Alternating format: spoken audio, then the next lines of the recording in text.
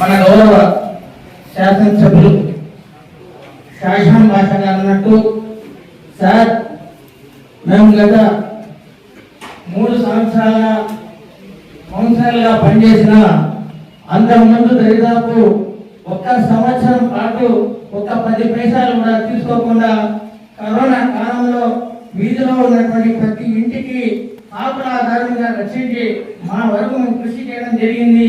మీరు ఇంకొక మాట అన్నారు, మేము పేరుకు మాత్రమే కౌన్సిలర్లు అయినా కానీ ఎక్కడ రాని మాకు అధికారం అనేటటువంటి ఇవ్వని పరిస్థితి, అదేవిధంగా మాట్లాడనివ్వని పరిస్థితి కేవలము కొంతమంది యొక్క కనుసంగంలోనే ఇది జరిగింది. కాబట్టి ఆ రోజు మా కార్యక్రమాలు జరగలేదు. నేను ఇప్పటికే గౌరవ కమిషన్ గారు కూడా ఇక్కడ ఉన్నారు. కరోనాలోని మనము మున్సిపాలిటీ కావాల్సినటువంటి అడిషనల్ వర్కర్స్ కావాలని పెట్టినప్పుడు మాకు ఒక్కొక్క వాడికి ఇప్పుడు ఉండేది 100 మాత్రమే ఉన్నారు సార్. 3000 జనాభా ఉన్నారు, 3 క్లస్టర్స్ ఉన్నాయి, దరిదాపుగా 12 మంది వాలంటీర్స్ పనిచేస్తున్నారు, 30 మంది సచివాలయ ఉద్యోగులు మన సచివాలయాల్లో పనిచేస్తున్నారు. కానీ చిన్న క్షేత్రస్థాయికి వచ్చేటప్పటికి శానిటేషన్ పని చేయడానికి, అదేవిధంగా నీళ్ళ పంపిణీలో సరైనటువంటి ఒక 2 రోజులు 3 రోజులు సార్ గర్వంగా చెప్తాను. నేను మదనపల్లిలో ఈరోజు కృష్ణానగర్లో మీరు పోయి చూస్తే ఎక్కడ కూడా కృష్ణానగర్లో ఇల్లు పనికి దొరకదు సార్. ఎందుకంటే నిండుగా నిర్మించేటటువంటి పరిస్థితి ఆ వాటిలో ఉండింది.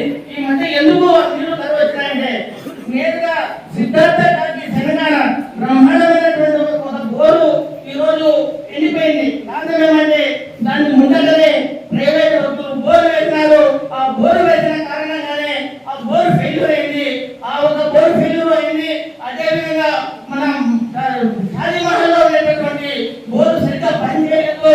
దానికి కనీసం పైపు తీసి బయట మళ్ళా మోటార్ చేసేసి దాంట్లో నీళ్లు తీయాలని ఈ మధ్య కాలంలో జరిగింది. దాంట్లో మీ పాత్ర కూడా ఉంది. కాబట్టి ఒక బోరు పూర్తిగా నిలిచిపోవడము, ఒక బోరు పని చేయకపోవడం వల్ల కేవలం మసీదు ముందు ఉన్నటువంటి బోర్లో మాత్రమే నీళ్లు సరఫరా అవుతున్నాయి. మళ్ళీ ఆ నీళ్లు మనం సంతకి నుంచి పైకి తోలాలంటే నీళ్లు పోవడం లేదు.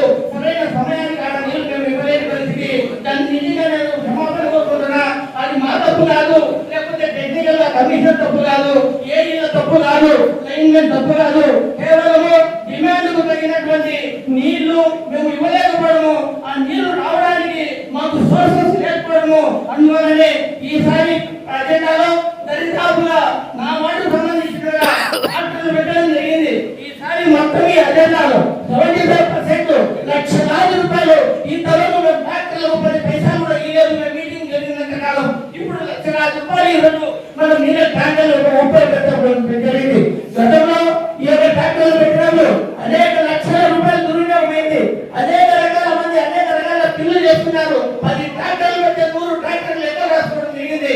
అందుకు ఈ యొక్క మున్సిపాలిటీలో గత సమావేశంలో మేము ఉన్నంత కాలం వరకు ట్రాక్టర్లతో నీళ్లు పరిస్థితి లేదు. కానీ ఈరోజు లక్షల రూపాయలు పెట్టి ట్రాక్టర్లతో నీళ్లు తోలే పరిస్థితి.